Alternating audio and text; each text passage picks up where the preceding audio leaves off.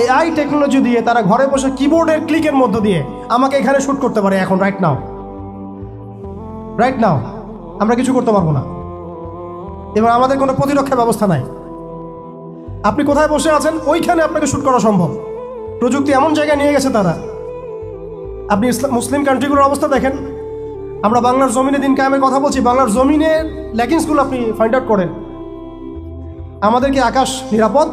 সমুদ্র কি নিরাপদ? আমাদের কি মিসাইল আছে, ক্ষেপণাস্ত্র ব্যবস্থা আছে, আকাশ প্রতিরক্ষা ব্যবস্থা আছে? আমাদের কি এরকম প্রযুক্তি আছে? আমাদের কি ইমানদার এমন মিলিটারি বাহিনী আছে কিনা? অনেক বিষয় আছে যেগুলো নিয়ে আমাদেরকে ভাবতে হবে। নাই, এটা হতাশার কোনো কারণ না। এবং আমাদের সব কিছুই লাগবে, জরুরিও না, এটাও মাথা দিচ্ছি। নাই, অনেক কিছুই নাই, এটা হতাশার কোনো ব্যাপার না। এবং অনেক কিছু যে নাই, এটা আমাদের ভীরুতারও কোনো সুযোগ এখানে রাখার দরকার নাই। নাই, ঠিক আছে, যতটা সম্ভব আমরা অর্জন করার চেষ্টা করবো ইনশাআল্লাহ। কিন্তু যদি নাও হয় 100%, তবুও আমাদের ভয় পাওয়ার কোনো কারণ নাই। কারণ আমাদের সাহায্য আসবে আল্লাহর পক্ষ থেকে, আমাদের সাহায্য আসবে আল্লাহর পক্ষ থেকে ইনশাআল্লাহ। এবং আপনারা এই আয়াতটা জানেন যে কাম মিন ফিআতিন কলিলাতিন গালাবাত ফিআতান কাসীরাতান বিইذنিল্লাহ। কত ক্ষুদ্র ক্ষুদ্র দল এই পৃথিবী থেকে চলে গেছে, যারা বড় বড় দলের উপর বিজয় লাভ করেছিল আল্লাহর সাহায্য। অতএব এটা আমি বলছি যাতে আমরা একটা যুগের সাথে তাল মেলাতে পারি, অন্ততপক্ষে কিছু প্রস্তুতি আমাদের থাকা তো দরকার। ব্যাপারটা তো এমন নয় যে আমরা গেলাম, জায়নামাজে দাঁড়ালাম, দোয়া করলাম, যুদ্ধে জয়লাভ করলাম। এভাবে কিন্তু যুদ্ধ জয় হয় নাই।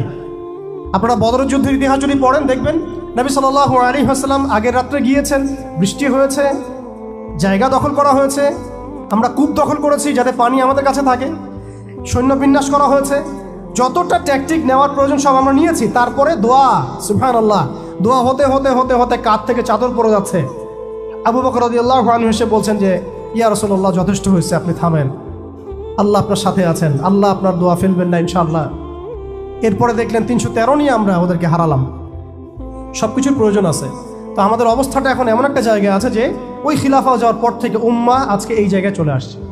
এটা একদিনে হয় নাই, 100 বছর লাগছে। এটা ভাই একদিনে হয় নাই, 100 বছর লাগছে। ওরা 100 বছর মেয়াদি প্ল্যান করেছিল, আরও বেশি প্ল্যান করেছে ওরা তো প্ল্যান করেছে পুরো প্যালেস্টাইনের এই হোলি ল্যান্ডটাই তারা দখল করবে। এটা ওদের প্ল্যান, এটা আমরা জানি। জায়নিস্ট প্ল্যান এইটা, ইরাকের ইউফ্রেটিস নদী থেকে একেবারে মিশরের নীল নদ পর্যন্ত ওরা দখল করতে চায়। ওরা শুধু গাজা চায় না, ওরা পুরো হোলি ল্যান্ডটাই চায়। এবং এই জায়গা থেকে তারা মসিহুদ দাজ্জালের শাসন কায়েম করতে চায়, এবং তারা পুরো বিশ্বটাকেই ডমিনেট করতে চায়। যারা তার আনুগত্য করবে তাকে তারা খাবার দিবে, বাঁচিয়ে রাখবে, দুনিয়াবি সমৃদ্ধি দিবে। যারাই তাদের এই কুফরের প্রতিবাদ করবে তাদেরকে তারা আস্ত রাখবে না। এটা ওদের প্ল্যান, এটা ওপেন সিক্রেট, সবাই জানে। এদিকে তারা হাঁটছে, এই জন্যই তারা এই কাজগুলো করছে। এবং এই কারণে আপনি দেখবেন কোরআন মনে হচ্ছে যেন আজকেই নাজিল হলো। কোরআন থেকে যদি আপনি পড়েন মনে হবে আজকেই যেন নাজিল হলো। আল্লাহ পাক বলেছেন, ইয়া আইয়ুহাল্লাযীনা আমানু লা তাত্তাখিযুল ইয়াহুদা ওয়ান নাসারা আউলিয়া। হে মুমিনগণ, তোমরা ইহুদি এবং নাসারাদেরকে বন্ধুরূপে গ্রহণ করো না। বা'দুহুম আউলিয়াউ বা'দ, এরা একে অপরের বন্ধু। তারা আজকে মিলে মিশে সারা বিশ্বে কি করতেছে দেখেন। বা'দুহুম আউলিয়াউ বা'দ, আল্লাহ আমাদেরকে আগেই বলেছিলেন। আল্লাহ পাক আরো সতর্ক করেছেন, ওয়া মান ইয়াতাওয়াল্লাহুম মিনকুম ফাইন্নাহু মিনহুম। তোমাদের মধ্যে কেউ যদি ওদের সাথে হাত মিলাও, ওদের দিকে মুখ ফিরাও, তোমরা তাদের অন্তর্ভুক্ত। আজকে দেখেন পুরো আরবের মধ্যে কারা ওদের দিকে মুখ ফিরাইছে, পুরো বিশ্বে কারা ওদের দিকে মুখ ফিরাই নিয়েছে। প্রত্যেকটা সেকুলার রাষ্ট্রের শাসক ওদের দিকে মুখ ফিরাইছে। প্রত্যেকটা ডেমোক্রেটিক কান্ট্রির শাসক দেখেন আজকে ওদের দিকে মুখ ফিরাইছে। আপনি এইসব তন্ত্রমন্ত্রগুলোর কথা আগে যেগুলো বললাম, এগুলোর দ্বারা যারা শাসিত হচ্ছে তারা কেউই ওদের থেকে বিচ্ছিন্ন নয়, বরং তারা ওদের অংশ, এবং তারা ওদের পারপাস সার্ভ করতেছে ওই অঞ্চলে। দাজ্জাল কি আসলে? সে তো একটা ব্যক্তি হবে, কিন্তু দেখেন ওর সিস্টেম কিন্তু অলরেডি ডেভেলপ করে ফেলছে। সে কি প্রত্যেকটা জায়গায় পায়ে হেঁটে হেঁটে গিয়ে শাসন করবে? আপনাদের তাই মনে হয়? সে প্রত্যেকটা জায়গায় তার এজেন্টদেরকে বসাবে, এটাই বাস্তব। ওমর রাদিয়াল্লাহু আনহু মদিনা থেকে পুরো বিশ্ব শাসন করেছেন। তিনি কি প্রত্যেকটা জায়গায় পায়ে হেঁটে হেঁটে গিয়েছেন? এটা কি পসিবল? ইসলামের প্রতিনিধি ছিল, সাহাবায়ে কেরাম বিভিন্ন জায়গায় ছিলেন তার পক্ষ থেকে। মসিহুদ দাজ্জাল অনেকটা সেম কাজ করতে পারে। দেখুন, খেয়াল করে সে তার অনুসারীদেরকে সব জায়গায় বসিয়ে দিয়েছে, সবাই তার ভাষায় কথা বলছে। BBC, CNN তারা যে ভাষাগুলো চয়ন করে সেই ভাষায় আমাদের রিপোর্ট করা হয়। ওরা যে মিডিয়াগুলো, FBI, ওরা যে রিপোর্টগুলো প্রদান করে, ওই রিপোর্টের আলোকে আমাদের এখানে প্রশাসনিক বাহিনী কাজ করে। তারা যেভাবে ফাংশন করে সেইভাবে কাজ করা হয়। পুরো বিশ্বটা যেন একটা সিস্টেমের মধ্যে নিয়ে আসা হয়েছে। এটাই হচ্ছে একটা দাজ্জালি ওয়ার্ল্ড অর্ডার। এই ওয়ার্ল্ড অর্ডারটাই তারা ফাংশন করেছিল আমাদের খেলাফতটাকে অ্যাবলিশ করার পরে। এই কারণে আমাদের এখানে প্রশ্ন উঠতেছে যে উম্মার পুনর্গঠন কেন দরকার, কিভাবে সম্ভব। আগে আমাদেরকে বুঝতে হবে যে কোন জায়গায় আমরা চলে আসছি, কোন জায়গা থেকে। এখন কি আমাদের ঈর্ষা হচ্ছে না যে আমরা কোন জায়গায় ছিলাম? এখন কি আমাদের খারাপ লাগছে না যে আমরা আসলে কোন জায়গায় ছিলাম, আজকে কোন জায়গায় আছি? অনেস্টলি স্পিকিং আপনি বলেন, আজকে যদি গাজায় 1000টা শিশুকে হত্যা করে আপনি আমি কি করতে পারবো? আমরা কি বুঝতে পারছি আমরা কোন জায়গায় আসছি? আর স্মরণ করেন সেই সময়ের কথা যখন একটা মুসলিম যুবতীর উপর চোখ তুলে তাকানোর অধিকার কারো ছিল না, এই ক্ষমতা কারো ছিল না। চোখ তুলে ফেলতাম একেবারে আমরা। ঘরের ভিতরে যদি বাহির থেকে কেউ তাকাতো অন্যায়ভাবে চোখ উপড়ায় ফেলতাম আমরা। একটা মুসলিম রমণীর সম্ভ্রমহানি করা হয়েছিল এই সাবকন্টিনেন্টে, এই সিন্ধুতে, মনে আছে আপনাদের? তার সম্ভ্রমের জন্যে, তার সম্ভ্রম বাঁচানোর জন্যে পুরা মুহাম্মদ বিন কাসিমের জাইশ আসছে। আপনি আমি কি চিন্তা করতে পারছি আমরা কোন জায়গায় ছিলাম? আজকে আপনি দেখলেন রেলে একটা মেয়ে যাচ্ছে ইন্ডিয়াতে, তার নিকাব খুলে ফেলা হলে কেউ কিছু করতে পারলো না। ওরা জোরে জোরে বলছে বল বল জয় শ্রীরাম বল, তারপর ছাড়বে না, নাউজুবিল্লাহ মিন যালিক। বল জয় শ্রীরাম, তারপর ছাড়বো তোকে। বল মোদিজি কি জয়, তারপর ছাড়বো তোকে। চিন্তা করছেন আমরা কোন জায়গায় আসছি? আমাদের কি ভারতে মসজিদের অভাব আছে, মাদ্রাসার অভাব আছে? ভারতে কি মুসলমানদের সংখ্যার অভাব? তাহলে কেন এই জায়গায় আসলো? একটাই কারণ, রাজনৈতিক শক্তি না থাকলে উম্মার অবস্থাই হয়। রাজনৈতিক শক্তি, হ্যাঁ রাজনৈতিক শক্তি হচ্ছে এখন আমাদের মূল লক্ষ্য হওয়া দরকার। একটা অঞ্চলে ইসলামী ইমারা শরিয়া কায়েম করার জন্য 100% মানুষের 100% পরিপূর্ণ মুসলিম হওয়া শর্ত না। জি, বরং একটা অঞ্চলের মানুষের মধ্যে যদি মুসলিমের মানুষও একদম খালেস মুখলেস হয়, মুত্তাকি হয়, পরহেজগার হয়, ইমানদার হয়, একদম সিরাতের আদলে সব সুন্নাহগুলো মেনে চলে, ওই গুটি কয়েক মানুষের দ্বারা ইনশাআল্লাহ একটা বড় অঞ্চলে খেলাফত প্রতিষ্ঠা করা সম্ভব। আমি একটা এক্সাম্পল দিচ্ছি, আমি আমার আউট অফ হেডস কথা বলছি না। মদিনা রাষ্ট্র যখন কায়েম হয়েছে, আমাদের কি মনে হয় মদিনার 100% মানুষই মুসলিম হয়েছিল? কখনোই না। মদিনায় আনসার সাহাবী তারা মুসলিম ছিলেন, আওস ও খাজরাজ গোত্রের, হিজরত করে গিয়েছেন মুহাজির সাহাবীরা, এতটুকু ইসলাম, এতটুকু মুসলিম আমাদের। বাকি বহু অংশে মুনাফেক, আব্দুল্লাহ বিন উবাইর অনুসারী, আর বড় বড় 3টা গোত্র আছে ইহুদিদের, বনু কোরাইজার, বনু কাইনুকার, বনু নাজিরের, খায়বার ইহুদিরা আছে, পত্তলিকরা আছে, কিছু নাসারাও আছে আশেপাশে। তারপরেও সেখানে ইসলামী রাষ্ট্র কায়েম হয়েছে। এই শর্তটা যারা জুড়ে দিচ্ছেন এটা ঠিক হচ্ছে না, যে একদম 100% মানুষের ইসলাম না হওয়া পর্যন্ত আমাদের এখানে ইসলামী শরিয়া কায়েম করা যাবে না, এই কনসেপ্ট ঠিক না। বরং আপনি দেখেন, একটু খেয়াল করে দেখেন, একটা এক্সাম্পল দিই, জুলাই অভ্যুত্থান, ঠিক আছে? এই সময় মাঠে ময়দানে ছিল সব মিলায় ধরেন 20% মানুষ এই বাংলাদেশের, বাকি 80% মানুষ ঘরেই ছিল, আজও ঘরে আছে, শরিয়া কায়েম হলেও ঘরেই থাকবে। আপনি খেয়াল করে দেখেন, তাদের কিছু যায় আসে নাই, তারা যেভাবে ছিল সেভাবে আছে। আগে ছিল একটা শাসন, তাদের কাছে মনে হচ্ছে এখন আরেকটা শাসন আসবে। তাদের চিন্তায় তো এতটুকু, চিন্তার লিমিটেশন এতটুকুই। একজন গেছে আরেকজন আসবে, এক তাগুত গেছে আর এক তাগুত আসবে, মদের বোতল চেঞ্জ হবে, মদ সেম থাকবে, ওদের চিন্তাটা এমনই। তো এত মানে আমাদের কঠোর চিন্তার প্রয়োজন নাই যে 100% মানুষ মুসলমান পরিপূর্ণ না হওয়া পর্যন্ত শরিয়া কায়েম হবে না। না, আমি এই পয়েন্টটাতে একটু সময় নিয়ে নিলাম। দেখেন ভারতের অবস্থাটা আমাদেরকে খুব পীড়া দিচ্ছে। ভারতের অবস্থা আমাদেরকে অনেক পীড়া দিচ্ছে না? এটা দেওয়ার পরেও কিন্তু আপনি আমি কিছু করতে পারছি না। এটা যদি আল্লাহ না করুক যদি এটা বাংলাদেশে হয়, আল্লাহ না করুক এটা যদি বাংলাদেশে হয়, তখন আপনার ফতোয়া কি হবে, আমাদের ফতোয়া কি হবে, এটা আমাদের এখন স্পষ্ট করা উচিত। এবং যেটার আশঙ্কা আমরা করি সেটার প্রিপারেশন কেন আমরা নিব না? যেটার আশঙ্কা আমরা করি বা যেটা আমরা বুঝতে পারছি এটা হতেই পারে, অসম্ভব কিছু না, তাহলে তার প্রিপারেশন আমরা কেন রাখবো না? এটা আমার প্রশ্ন আর কি। ভারতের মুসলিমরা কি কখনো ভেবেছিল আজকে থেকে 10 বছর আগে এমনটা হবে? ওয়াকফ বিলের মাধ্যমে আমাদের সব সম্পত্তি তারা গ্রাস করে ফেলবে, কেউ কি ভাবছে? আচ্ছা আমাকে একটা প্রশ্নের উত্তর দেন, আগামীকাল যদি দারুল উলুম দেওবন্দ তারা দখল করে ফেলে, বলেন আগামীকাল যদি তারা বলে দারুল উলুম দেওবন্দ আমাদের, এখান থেকে বের হও সবাই, কি করবেন আপনারা? না আমরা কি করব? ফতোয়া কি আসবে? কোনো স্ট্রং ফতোয়া আসবে কিনা? সেটাকে প্রতিহত করার জন্য আমাদের জীবন দেওয়ার প্রশ্ন আসবে কিনা? এটাই তো কথা। যদি হ্যাঁ হয় তাহলে আজকে আমরা ভারতের মুসলমানদেরকে মৃত্যুর হাতে ছেড়ে দিচ্ছি কিভাবে? আর যদি না হয় তাহলে তো কিছু বলার নাই। মানে আমাদের সামনে রাস্তা তো দুইটা, হয় তাদের সামনে, আমাদের বলতে আমি তাদেরকে আমাদের অন্তর্ভুক্ত করে বোঝাচ্ছি, তাদের সামনে রাস্তা দুইটা, হয় এখন তাদের মার খেয়ে মরবে জিল্লতির সাথে, থুতু চাটাচ্ছে তারা রাস্তায়, আমাদের মুসলিম ভাইদেরকে তারা থুতু চাটাচ্ছে রাস্তায়, মেয়েদেরকে নগ্ন করতেছে, বাড়িঘর জ্বালাই দিচ্ছে, মসজিদ ভেঙে দিচ্ছে, মাদ্রাসা দখল করতেছে, গরুর গোশত নিয়ে গেলে পিটায় মেরে ফেলতেছে, বাবার সামনে মেয়েকে ধর্ষণ করতেছে। সবচেয়ে বড় কথা, আমাদের নিরপরাধ ভাইদেরকে তারা একটা ইস্যু ক্রিয়েট করে হত্যা করতেছে। এটা একটা জেনোসাইড, গাজার মতোই একটা অবস্থা তারা সৃষ্টি করছে ভারতে, কাশ্মীরে। এখন কথা হচ্ছে তাদের সামনে অপশন কয়টা? হয় তারা এই জিল্লতিগুলো সহ্য করে এভাবে লাঞ্ছনার মৃত্যু মরবে, অথবা প্রতিহত করে শাহাদাতের মর্যাদায় মারা যাবে, শহীদ হবে।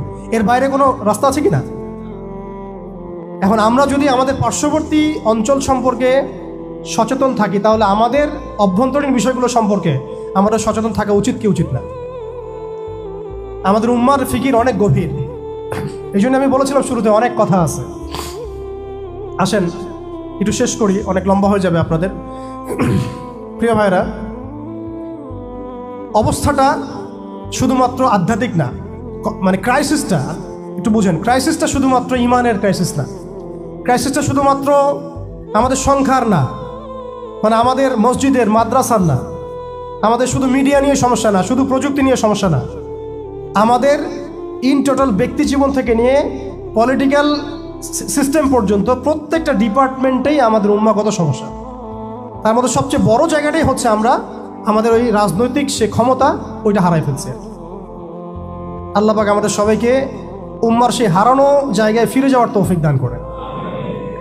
এখন তো প্রশ্ন একটা আসতেছে যে এটা কি পসিবল কিনা, এটা পসিবল কিনা সেটা আমি না বলে হাদিস থেকে বলি। রাসূলুল্লাহ সাল্লাল্লাহু আলাইহি ওয়াসাল্লাম আখিরুজ্জামানের হাদিসগুলোর মধ্যে অনেকগুলো হাদিস, এগুলোর মধ্যে ইরশাদ করেছেন। আমি কয়েকটা সামারি বলছি এখানে। এই বাইতুল মুকাদ্দাস যেটা আমরা দেখছি, ইনশাআল্লাহ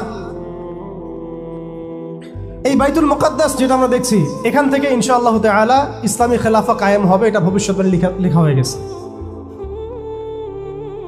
মালহামা হবে, এটা লেখা হয়ে গেছে। এবং মুসলিমদের একটা বড় অংশ শহীদ হবে, এটাও লেখা হয়ে গেছে। মুসলিমদের একটা অংশ এই যুদ্ধে জয়লাভ করবে, এটাও লেখা হয়ে গেছে। ঈসা আলাইহিস সালামের হাতে 40 বছর ইসলামী খেলাফা কায়েম হবে, এটাও লেখা হয়ে গেছে। তাহলে এই বিষয়ে যাদের মধ্যে কনফিউশন আছে যে ইসলাম কি আবার সে আগের জায়গায় যাবে, উম্মাহ কি আবার হারানো ওই জায়গায় ফিরে পাবে, এই কনফিউশনটা আগে দূর করতে হবে। আজকে থেকে বাসায় ফিরে গিয়ে আপনি কনফিডেন্ট থাকবেন যে সামনে আমরা জয়লাভ করতে যাচ্ছি ইনশাআল্লাহ। আগামীকাল আমাদের জয়ের সূর্যোদয় উঠবে, এটা লেখা হয়ে গেছে। এটা যাদের মধ্যে পড়াশোনা নাই, এলেম নাই, যারা দুনিয়াদার, যারা এইসব তন্ত্রের মধ্যে ধোকায় পড়ে আছে, তাদেরকে বললে তারা হাসতে পারে। এমনকি পশ্চিমা সভ্যতা, Zionist movement, United Nations, NATO, FBI এরা সবাই হাসতে পারে যে এগুলো হবে।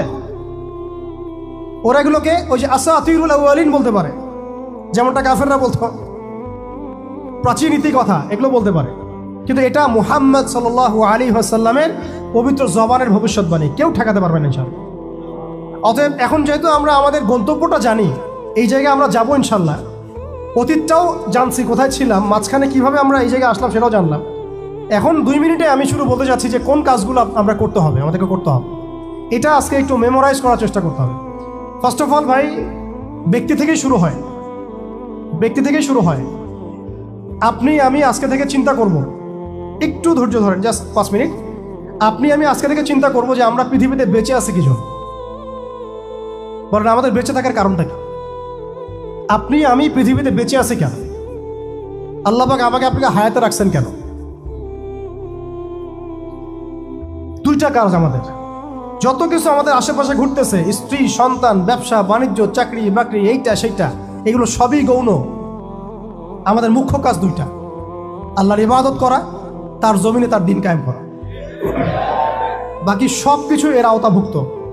ইবাদতের মধ্যে এটা এবাদতের মধ্যে এটা কাউন্ট হবে, আমার সন্তানের প্রতিপালন, স্ত্রী ভরণ পোষণ সব ঠিক আছে, কিন্তু আমার মূল কাজ দুইটা। এক, আমি ওয়ামা খালাকতুল জিন্না ওয়াল ইনসা ইল্লা লিয়াবুদুন, এর উপর আমল করব। আরেকটা আমি শুরুতে বলেছিলাম, ইন্নাল্লাহা লা ইউগাইয়িরু মা বিকওমিন হাত্তা ইউগাইয়িরু মা বিআনফুসিহিম। আল্লাহ পাক কোনো কওমের অবস্থা ততক্ষণ পর্যন্ত পরিবর্তন করেন না যতক্ষণ সেই কওম তাদের নিজেদের অবস্থা পরিবর্তনের ফিকির না করে, চেষ্টা না করে। অতএব শুরুটা ব্যক্তি থেকে হবে। আমরা সবাই নিয়াত করতে পারি ইনশাআল্লাহ যে আমরা আমাদের আগামী পুরা জীবনটা শুধু এক আল্লাহর জন্য ঢেলে দিব ইনশাআল্লাহ। আমাদের সব কাজ হবে আল্লাহর সন্তুষ্টির জন্য। মৌলিক কাজ হবে দুইটা, আল্লাহর ইবাদত করা এবং তার জমিনে তার দিন কায়েমের চেষ্টা করা। দুই নাম্বার হচ্ছে ভাই, পরিপূর্ণ ইসলামে প্রবেশ করতে হবে। আংশিক ইসলাম প্র্যাকটিস করলে এখন আর চলবে না। অনেক হয়েছে, ওয়াজ তো শুনতেছেন 10 বছর থেকে। আমি তো মুসলিম পরিবারের সন্তান। 30 বছর হয়ে গেছে বয়স, 35 বছর হয়ে গেছে বয়স। এই যে আমাদের অনেকের বয়স 40-50 হয়ে গেছে। আর কি, আর কত? দুনিয়া তো দেখলাম, দুনিয়া তো যথেষ্ট দেখলাম। অতএব পরিপূর্ণ ইসলামে প্রবেশ করতে হবে। এটার মাধ্যম হচ্ছে আল্লাহ পাকের সব হালাল মেনে চলবো, হারাম মেনে চলবো, সব আদেশ মেনে চলবো, নিষেধ ছেড়ে দিব, সুন্নাহ ভিত্তিক জীবনযাপন করবো ইনশাআল্লাহ। রাসূল সাল্লাল্লাহু আলাইহি ওয়াসাল্লাম যা করতে বলেছেন করবো, ছাড়তে বলেছেন ছাড়বো। এবং 3 নম্বর হচ্ছে ইসলাম বিরোধী যে আকীদা, দর্শন, মতবাদগুলো আছে এগুলোকে চিনতে হবে। শুধু ইসলাম পালন করেই যাবেন, এইদিকে আবার তাগুত, কুফর, হারাম সবই থাকবে, এই জগা খিচুড়ি দিয়ে আবার কাজ হবে।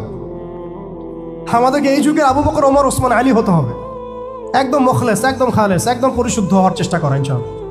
তো ইসলামের পরিপূর্ণতার মধ্যে প্রবেশ করার চেষ্টা করতে থাকা এবং একই সাথে ইসলাম বিরোধী যে আকীদা আমলগুলো আছে এগুলো থেকে দূরে থাকা। এবং ইসলাম বিরোধী অনেক আকীদা আছে, দর্শন আছে, প্রথমে কয়েকটা বললাম, এছাড়া আর অনেক আছে। মুরজি আকীদা আছে, জাবারিয়া আকীদা আছে, কাদারিয়া আছে, আপনার মুতাজিলা আকীদা আছে, রাফেজি আকীদা আছে, খারেজি আকীদা আছে। এগুলো সম্পর্কে চিন্তা হবে এবং আহলুস সুন্নাহ ওয়াল জামাআর আকীদার উপর থাকতে হবে। এর সাথে এই যে পশ্চিমা তন্ত্রমন্ত্রের দর্শনের যে ফিতনাগুলো, এগুলো থেকে দূরে থাকতে হবে। আমলগত ফিতনাগুলো থেকে দূরে থাকতে হবে। সুদ থেকে, ঘুষ থেকে, দুর্নীতি থেকে, জেনা থেকে, ব্যভিচার থেকে, যত রকম কবিরা গুনাহ আছে এগুলো ছাড়তে হবে ভাই। আল্লাহ পাক অপবিত্র কাঁধে আল্লাহর দ্বীনের আমানত দিবেন না, অপবিত্র কলবে আল্লাহ পাকের দ্বীনের আমানত দিবেন না। সো ভিতর বাহির পরিষ্কার করতে হবে, ভিতর বাহির পরিষ্কার করতে হবে। আল্লাহ পাক তৌফিক দান করেন। 4 নম্বর হচ্ছে অবশ্যই মাথার উপরে আমাদের ওলামা ইকরামদেরকে রাখতে হবে। ওলামা বিবর্জিত কোনো জেনারেশন কখনো সফল হতে পারবে না। অতএব ওলামা ইকরামদেরকে আমাদের মাথার উপরে রাখতে হবে, এই সহবতটা আমাদের লাগবেই। 5 নম্বর হচ্ছে ভাই, হারাম খাওয়া যাবে না, হালাল খাইতে হবে। কোন অবস্থায় আমরা যেন হারামে লিপ্ত না হয়। যত রকম হারাম আছে সব ছাড়তে হবে, ছেড়ে হালালে থাকতে হবে। না খেয়ে থাকবো তাও হারাম খাবো না, না খেয়ে থাকবো তাও হারাম খাবো, এই চিন্তা আমার মধ্যে থাকতে হবে। 6 নম্বর, আমার আপনার জীবনের লক্ষ্য ফিক্স করে ফেলেন। আজকে জীবনের লক্ষ্যটাকে ফিক্স করে ফেলেন। আপনি আসলে দুনিয়াতে কি চাই, কি করতে আসছি, আমাদের কাজটা কি, এইটা যদি ফিক্স করতে পারি, কাজ আমাদের মাশাআল্লাহ 50% হয়ে গেছে। 7 নম্বর হচ্ছে আমাদের পারিবারিক কাঠামোগুলোকে ঠিকঠাকভাবে গড়ে তোলার চেষ্টা করা ইসলামিক আদর্শে। যদি একেবারেই পসিবল না হয় সেক্ষেত্রে আমাদের সামনে সাহাবীদের মিসাল আছে। বহু সাহাবী পরিবার থেকে সেই সাপোর্টটা পান নাই যেটা প্রত্যাশা করে মানুষ, অনেক নবীও পান নাই। অনেক ক্ষেত্রে দেখা গেছে আসহাবুল কাহাফের মিসাল আমাদের সামনে আছে। তো আমরা চেষ্টা করতে থাকবো, এরপরেও যদি সব কিছু আমাদের অনুকূলে না থাকে এটা আল্লাহর হাতে ছেড়ে দিতে হবে। 8 নম্বর হচ্ছে, এটা খুব জরুরি, আর 2-3টা মিনিট। 8 নম্বরটা সবচেয়ে জরুরি। আজকে সেমিনার হলো, অনেক বয়ান হয়েছে, আলহামদুলিল্লাহ অনেক আলোচনা হয়েছে, অনেক স্কলার এসেছেন। 8 নম্বরটার উপর আমল যদি আমরা না করতে পারি, আমরা শুধু সেমিনারই করতে থাকবো, বাংলার জমিনে শরিয়া কায়েম করতে পারবো না। আমি একটু খোলামেলা বলে দিই আর কি, রাগ করে না। 8 নম্বর যদি আমরা বাস্তবায়ন করতে না পারি, আমরা এভাবে সেমিনারই করতে থাকবো, মাহফিলই করতে থাকবো, আমরা এভাবে মসজিদ মাদ্রাসা সব খেদমত চলতে থাকবে, সব ঠিক আছে, কিন্তু শরিয়া ইমারতের দিকে আমরা যেতে পারবো না। যেটা না হলে আমরা আবার পশ্চিমাদের দাসত্ব থেকে মুক্ত হইতে পারবো না, স্বাধীন হইতে পারবো না, মাজলুমদের সাহায্য করতে পারবো না, মুস্তাদআফিনদের পাশে দাঁড়াতে পারবো না। ওইটা করতে হলে আমাদেরকে ওই জায়গায় যেতেই হবে, ওই শরিয়ার জায়গায় যেতেই হবে। সেটা কি? সেটা হচ্ছে আমাদের দরকার একটা জামাআ দরকার। আমাদের এখন বিশুদ্ধ আকীদা এবং বিশুদ্ধ মানহাজের একটা জামাআ বাংলাদেশে অবশ্যই অবশ্যই জরুরি ভিত্তিতে দরকার। বাংলাদেশে অনেক কিছু আছে, অনেক প্ল্যাটফর্ম আছে, ঠিক আছে, আমি এগুলো সম্পর্কে অবগত আছি। সব কিছু বিবেচনা করে আমি আবার আমার জায়গা থেকে জোর দিয়ে বলছি, বাংলাদেশে বিশুদ্ধ আকীদার, বিশুদ্ধ মানহাজের, তাওহীদপন্থী মানুষদের, যারা আল্লাহর জমিন, আল্লাহর দ্বীনের বিজয় দেখতে চান, তথাকথিত পশ্চিমাদের পদ্ধতিতে নয় বরং সিরাতের আদলে যারা দেখতে চান, তাদের অবশ্যই অনতিবিলম্বে ঐক্যবদ্ধ হতে হবে। যদি ঐক্যবদ্ধ হতে না পারি আমরা অস্তিত্ব সংকটে পড়ব, আমরা অস্তিত্ব সংকটে পড়ব। আগামীতে আপনি হবেন টার্গেট, আপনি হবেন ডিহিউম্যানাইজ করার মূল উপকরণ, মূল মাধ্যম। এবং আমরা যদি ঐক্যবদ্ধ হতে পারি, আমরা যদি সংখ্যায় কমও হই, ইনশাআল্লাহ আযজা ওয়া জাল আল্লাহ পাক এই অঞ্চলের জন্য আমাদেরকে কবুল করবেন ইনশাআল্লাহ। দেখবেন এই অঞ্চলে কালিমা লা ইলাহা ইল্লাল্লাহ মুহাম্মাদুর রাসূলুল্লাহর পতাকা আমাদের হাতেই উঠবে ইনশাআল্লাহ। বৈশ্বিক অনেক কাজ হচ্ছে, এটা হচ্ছে আলহামদুলিল্লাহ, এটা আল্লাহর হুকুমেই হচ্ছে। যারা কাজ করছে তারা কিন্তু এককভাবে করছে না, তারাও এভাবে জামা গঠন করেই কাজ করছে। তাদেরও আমির আছে, তাদেরও মামুর আছে, আস-সামউ ওয়াত তাআ আছে, তাদেরও বায়আ আছে। এগুলো যদি আমাদের মধ্যে না আসে, আমরাও এভাবেই যে সেমিনার করতে থাকবো, এর বেশি হয়তো আমরা আর কিছু করতে পারবো না। হয়তোবা আমরা চাই অনতিবিলম্বে বাংলাদেশে তাওহীদপন্থী মানুষদের একটা কাফেলা গড়ে উঠুক। এই বিষয়ে আপনারা একমত কিনা? এ বিষয়ে কি আপনাদের মতামত আছে কিনা? আপনারা আল্লাহর কাছে দোয়া করতে থাকেন, আল্লাহ যেন এমন একটা জামাআ করে দেন, এমন একটা ইমারা এনে দেন, এমন একটা মামুর আল্লাহ পাক তৈরি করে দেন, এবং এমন যোগ্য আমির আল্লাহ পাক নিয়ে এসে দেন, যাদের ঐক্যবদ্ধ প্রচেষ্টায় বাংলাদেশে ইনশাআল্লাহ শরিয়া কায়েম হবে।